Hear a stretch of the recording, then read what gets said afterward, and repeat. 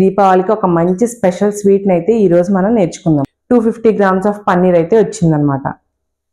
So నేనైతే నా దగ్గర ఉంది కాబట్టి ఈ నాజిల్ తీసుకున్నాను.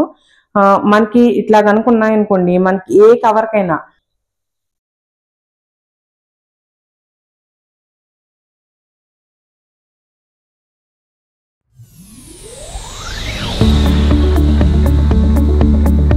హాయ్ హలో అండి, welcome back to our channel VR cooking and vlogs.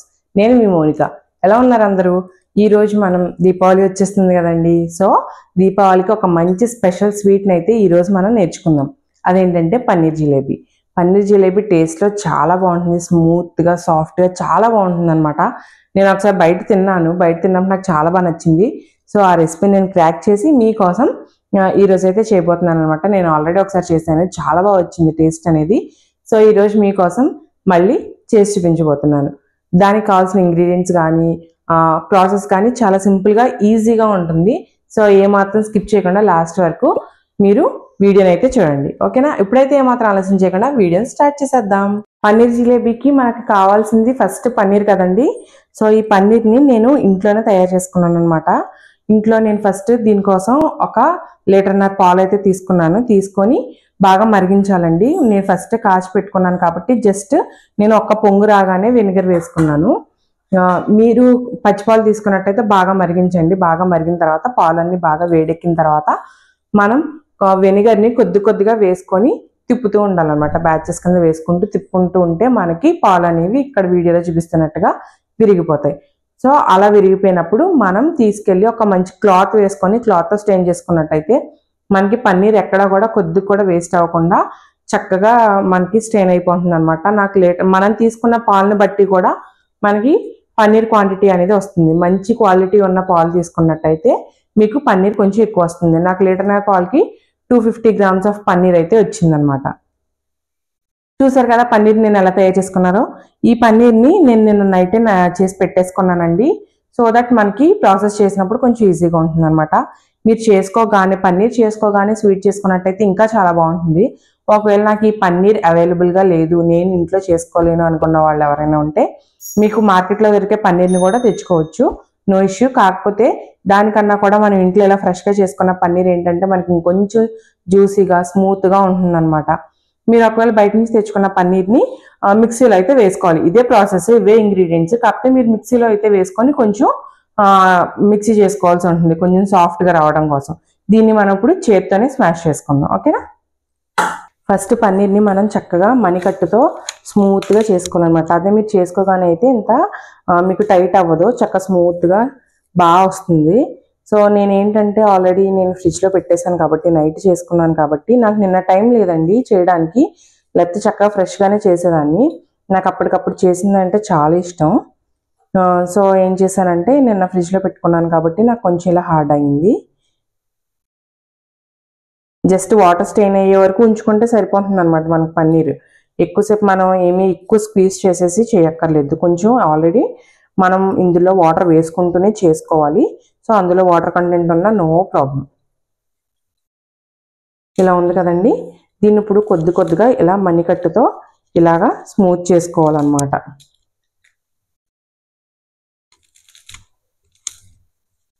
మీరు బయట నుంచి తెచ్చుకున్న పన్నీర్ అనుకోండి, మిక్సీలో మీరు కొంచెం కోర్స్గా బ్లెండ్ చేసుకుంటే ఇలా చక్కగా పీసెస్లా వచ్చేలా చేసుకోవాలన్నమాట.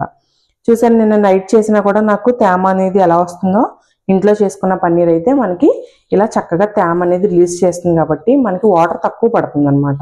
అండ్ టేస్ట్ కూడా మనది బాగుంటుంది అప్పటికప్పుడు చేసుకున్న పన్నీర్ అయితే. చూసారు కదా మనకి ఇందాకడికి ఇప్పటికి స్ట్రక్చర్ ఎంత స్మూత్గా వచ్చిందో ఇలా ఒత్తుకోవాలన్నమాట, ఓకేనా? ఇప్పుడు ఇందులో మనకి బైండింగ్ కోసం మైదా పిండి నేను తీసుకున్న ఈ 1/2 kgకి 2 స్పూన్స్ మైదా పిండి అయితే వేసుకుంటున్నాను అనమాట. 250 grams పన్నీర్కి 2 స్పూన్స్ చాలండి, సరిపోతుంది. తర్వాత కార్న్ఫ్లోర్ కూడా 2 స్పూన్సే వేసుకుంటున్నాను, బైండింగ్ కోసం మాత్రమే. అండ్ 2 స్పూన్స్ బొంబాయి రవ్వ వేసుకుంటున్నానండి. ఈ బొంబాయి రవ్వ వేసుకోవడం వల్ల ఏంటంటే మనకు కొంచెం క్రిస్పీనెస్ వస్తుంది అనమాట. మీకు కావాలంటే వేసుకోవచ్చు బొంబాయి రవ్వ, లేదంటే స్కిప్ చేసేయచ్చు. వేసుకుంటే బాగుంటుంది అనమాట. ఇప్పుడు వీటన్నిటిని ఇందులో బాగా మిక్స్ చేసుకోవాలి.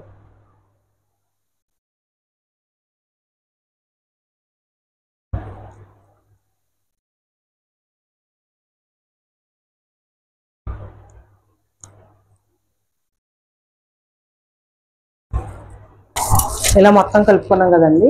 ఇప్పుడు కొద్దిగా బేకింగ్ పౌడర్, మనం కడుపు నొప్పి సోడా అంటాం కదా, మనం పునుకుల్లో అట్లా వేసుకుంటాం అదనమాట.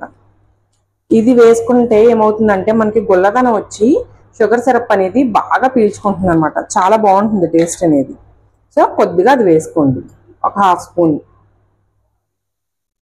వేసుకొని బాగా మిక్స్ చేసుకోవాలి. కొద్దిగా వాటర్ వేసుకోండి. మనకి పిండి ఇంత టైట్ ఉండకూడదండి, కొంచెం లూజ్ కన్సిస్టెన్సీ ఉండాలన్నమాట. సో ఇప్పుడు నేను లూజ్ చేసుకుంటాను. అన్ని ఈవెన్గా కలిసినాయి కదండి. సో ఈ బేకింగ్ పౌడర్ ఇందులో బాగా కలిసేలా కలుపుకుంటూ కొద్దిగా వాటర్ వేసుకుంటూ కొంచెం లూజ్ చేసుకుంటాను. మనం ఇక్కడ పిండి కలుపుతున్నాం కదండి. ఈ పిండి మనం మిక్స్ చేసుకునే లోపే షుగర్ సిరప్ని అయితే మనం ప్రిపేర్ చేసేసుకుందాం. అప్పుడు మనకి ఇంకా త్వరగా పని అయిపోతుంది అనమాట. సో ఇప్పుడు మనం ఏం చేస్తున్నాం అంటే, నేను 250 గ్రామ్స్ పన్నీర్కి 250 గ్రామ్స్ షుగర్ని అయితే తీసుకుంటున్నానండి. ఈ 250 గ్రామ్స్ షుగర్ మనకి సేమ్ గులాబ్ జామున్ పాకం ఉంటుంది కదా, ఆ గులాబ్ జామున్ పాకంలో పెట్టుకుంటే సరిపోతుంది. మనకి పంచదార కరిగే వరకు ఉంచి ఒక్క నిమిషం ఒక్క పొంగు వస్తే సరిపోతుంది అనమాట. షుగర్ సిరప్ అయిపోయేటప్పుడు దీన్ని మనకి కావాల్సిన కన్సిస్టెన్సీలో చేసేసుకుందాం. ఓకేనండి. ఇది నేను అసలు ఫస్ట్ భీమవరంలో తిన్నాను. అసలు ఎంత బాగుందంటేనండి, చాలా బాగుందనమాట. స్మూత్గా ఉంది. కాకపోతే పీస్ వచ్చి 25 రూపీస్ తీసుకున్నానండి. కానీ వర్త్ ఇట్ అనిపించింది. చాలా అంటే చాలా బాగుంది. సో ఇంత మంచి స్వీట్ని మన అస్తమాట్లు బయటికి వెళ్ళి వాళ్ళు ఏ ఆయిల్స్తో చేస్తారేమో మనకు తెలియదు కదా. సో మనమే ట్రై చేస్తే పోలే అని చెప్పి ట్రై చేశాను అనమాట.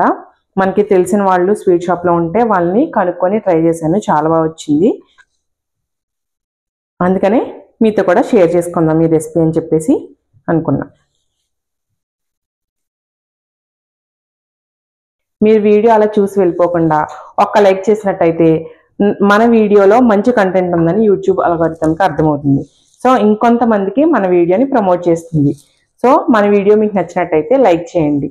ఇదే కనుక ఫస్ట్ టైం మన ఛానల్ చూసారనుకోండి, సబ్స్క్రైబ్ చేసి ఆల్ నోటిఫికేషన్ ఆన్ చేసుకోండి.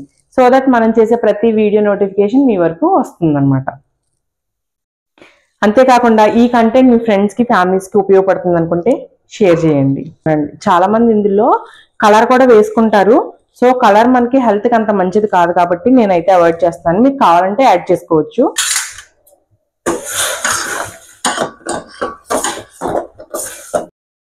కొద్దిగా యాలక్కాయ పొడి వేసుకోండి. యాలక్కాయ ఫ్లేవర్ మంచి ఫ్లేవర్ వస్తుంది అనమాట. పొడి వేసుకొని స్టవ్ ఆఫ్ చేసేసుకుందాం. మనకి గులాబ్ జామున్ పాకంలో వస్తే చాలు. పంచదార కరిగి ఒక్కసారి మరిగితే సరిపోతుంది అనమాట. సో ఇప్పుడు స్టవ్ ఆఫ్ చేసేసుకుందాం. ఇప్పుడు పన్నీర్ ప్రాసెస్ని చూసేద్దాం. చూసారు కదా, ఇదిగోండి ఇంత చక్క సాఫ్ట్గా ఉండాలి. ఇలా సాఫ్ట్గా అయితే చేసుకోండి. ఓకేనా. ఇప్పుడు మనం జిలేబీ ఎలా చేసుకోవాలో చూద్దాం. బ్యాటర్ అయిపోయిన తర్వాత బ్యాటర్ ప్రిపేర్ చేసేసుకున్నాం కదా. ఇప్పుడు మనం జిలేబీ వేసుకోవడానికి ఇలా నాజిల్ ఒకటి తీసుకోండి. మీ దగ్గర ఉంటే ఇట్లా తీసుకోండి, లేదంటే ఏదన్నా కవర్ని కట్ చేసి అందులో వేసుకొని మీరు ఆ లైన్స్ అక్కర్లేదు అనుకుంటే మామూలుగా వేసుకోవచ్చు. సో నేనైతే నా దగ్గర ఉంది కాబట్టి ఈ నాజిల్ తీసుకున్నాను. మనకి ఇట్లా కనుకున్నాయి అనుకోండి, మనకి ఏ కవర్కైనా పైపింగ్ బ్యాగ్స్ అక్కర్లేదు, ఏ కవర్కైనా సరే.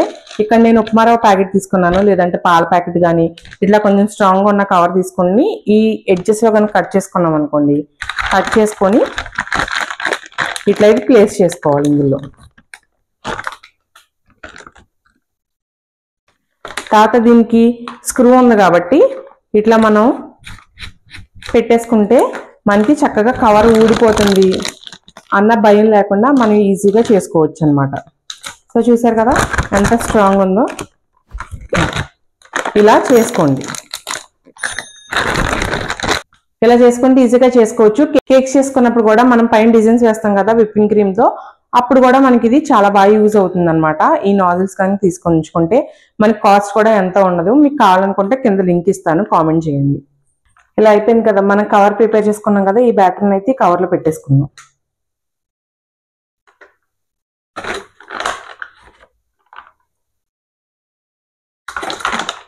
ఇక్కడ నేను తమలపాకు తీసుకున్నానండి జిలేబీ వేసుకోవడానికి.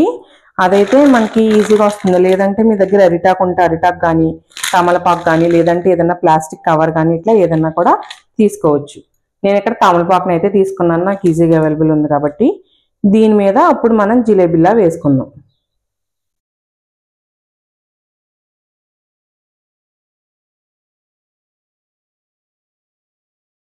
చూసారా ఎలా కనిపిస్తుందో?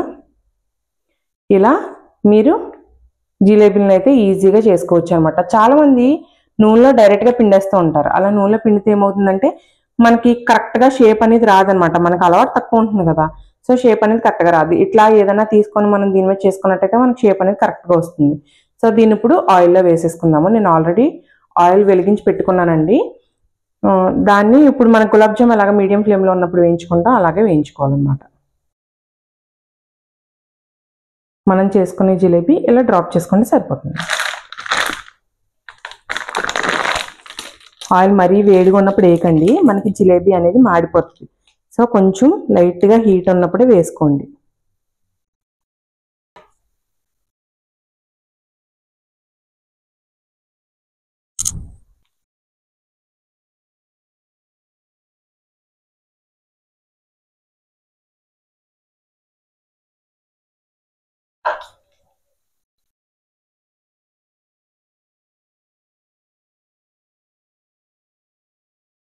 చూసారా పన్నీర్ జిలేబీ అని చక్కగా వచ్చిందా మనకి. దీన్ని ఇప్పుడు షుగర్ సిరప్లో యాడ్ చేసుకుందాం.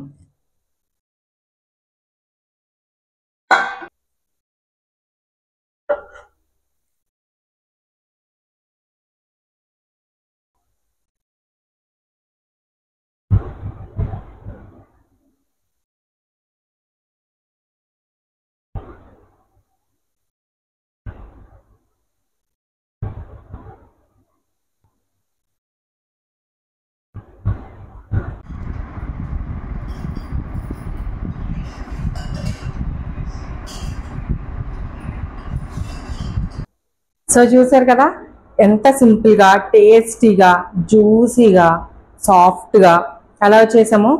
చాలా ఈజీ, చాలా సింపుల్. కాకపోతే కొంచెం పేషెన్స్ కావాలి అంతే. చాలా సింపుల్గా ఈజీగా చేసేయచ్చు. సో ఇలా స్వీట్స్ కనుక మనం చేసి పెట్టినట్టయితే స్వీట్ షాప్ స్టైల్లో వచ్చిన గెస్ట్లు కూడా చాలా ఇంప్రెస్ అవుతూ ఉంటారు. సో ఇప్పుడు ఏమాత్రం ఆలస్యం చేయకుండా టేస్ట్ చేసేద్దామా? మీకోసం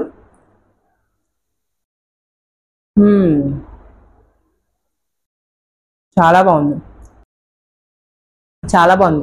ఆ బొంబాయి రవ్వ వేసాం కదా, సో దానివల్ల పైన లేయర్ క్రిస్పీగా, లోపల ఈ మనకి పాకం అంతా పీల్చుకొని సాఫ్ట్గా చాలా బాగుంది.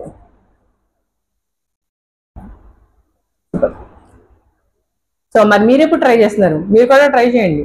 ట్రై చేసి మీకు ఎలా కుదిరిందో కామెంట్ చేయడం మాత్రం మర్చిపోకండి. ఓకేనా? మరో వీడియోతో మళ్ళీ కలుద్దాం. బాయ్.